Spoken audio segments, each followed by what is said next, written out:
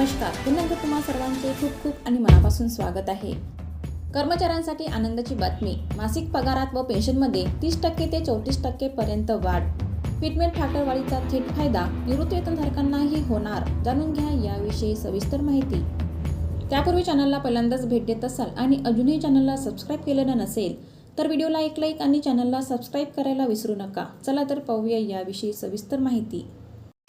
सरकारने जानेवारी 2025 मध्ये 8व्या वेतन आयोगाची अधिकृत घोषणा केली असून याचा थेट लाभ जवळपास 1 कोटी सरकारी कर्मचारी आणि निवृत्ती वेतनधारकांना होणार आहे. नव्या आयोगाच्या शिफारशी एकदा मंजूर झाल्यानंतर कर्मचाऱ्यांच्या वेतनात मोठी वाढ अपेक्षित आहे. पगारात किती टक्के वाढ होऊ शकते? वेतन आयोगाची अंमलबजावणी 2026-27 या आर्थिक वर्षात होऊ शकते. या निर्णयामुळे सरकारी कर्मचाऱ्यांच्या मासिक पगारात व पेन्शनमध्ये 30% ते 34% पर्यंत वाढ होण्याची शक्यता आहे. ही वाढ मुख्यतः फिटमेंट फॅक्टर या आधारावर ठरणार आहे.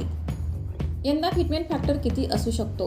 जरी आयोगाचे अधिकृत गठन झालेले नसले तरी विश्लेषकांचा अंदाज आहे की यंदाचा फिटमेंट फॅक्टर 1.83 ते 2.46 च्या दरम्यान असू शकतो.